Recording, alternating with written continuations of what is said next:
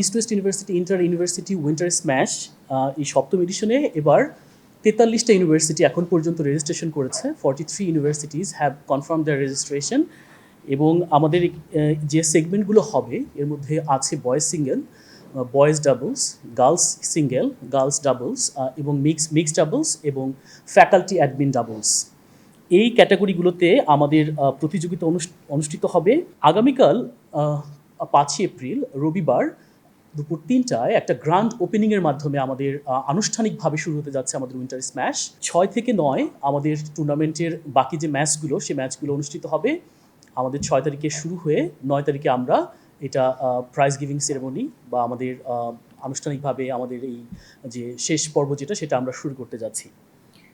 এই পুরো আয়োজনে আমাদের সাথে যারা আছেন আমাদের মিডিয়া পার্টনার এবং আমাদের সাপোর্টিভ পার্টনার হিসেবে আছেন বাংলাদেশ ব্যাডমিন্টন ফেডারেশন।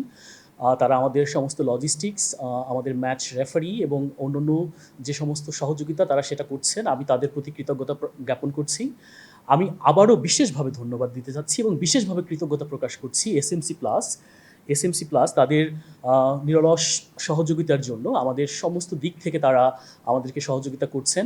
এটা এমন একটা ইভেন্ট যে ইভেন্টে আমাদের বিশ্ববিদ্যালয়ের ছাত্রছাত্রীরা এখানে অংশগ্রহণ করতে যাচ্ছে। আপনারা জানেন ট্র্যাডিশনাল পড়ালেখার বাইরে খেলাধুলার যে ভূমিকা, খেলাধুলার একজন শিক্ষার্থীর মনে কীভাবে ইতিবাচক যে মনোভাবের যে পরিবর্তনটা নিয়ে আসে, সেই পরিবর্তনে এবার আমাদের সাথী এসএমসি প্লাস ইলেকট্রোলাইট ড্রিঙ্কস। আপনাদেরকে আবারও ধন্যবাদ।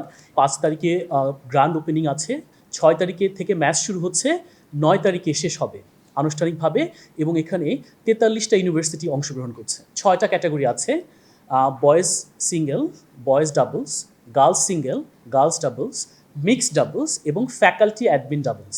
এই 6টা ক্যাটাগরিতে প্রতিযোগিতাগুলো অনুষ্ঠিত হচ্ছে।